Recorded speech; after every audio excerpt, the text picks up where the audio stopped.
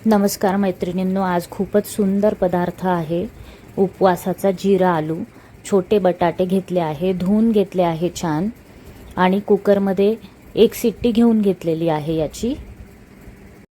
खूपच सुंदर पदार्थ आहे आणि तुम्हाला नक्कीच आवडेल। तुम्ही नक्कीच करून बघा हा उपवासाचा जिरा आलू।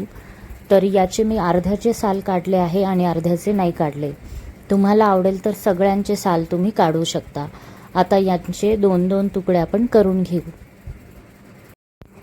बेबी पोटॅटोजचे दोन दोन तुकडे करून घेतलेले आहे। तुमच्याकडे जर असे बटाटे नसतील तर तुम्ही मोठ्या बटाट्यांचे 4 तुकडे केले तरीही छान लागतात।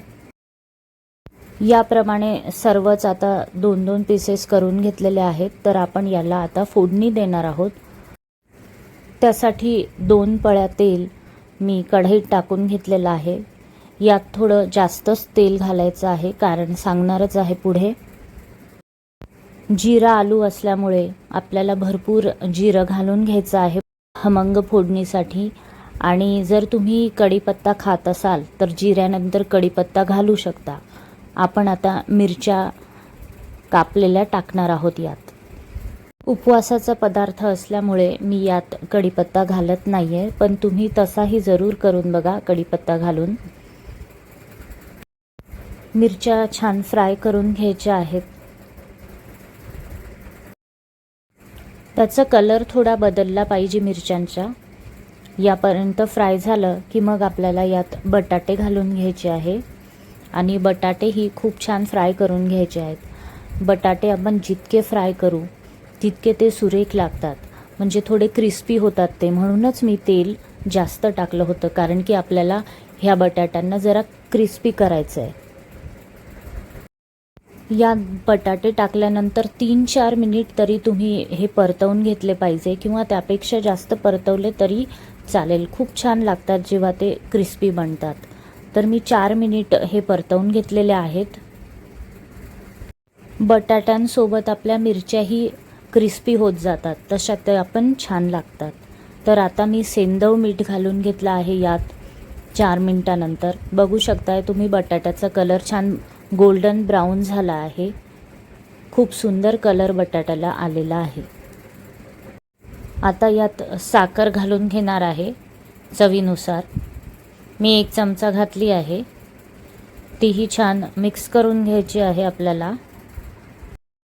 त्यानंतर यात लिंबू पिळून घेणार आहोत। लिंबामुळे याची टेस्ट अप्रतिम होते, खूप वाढते आणि खूपच सुरेख ही डिश बनते, टेस्टी बनते एकदम।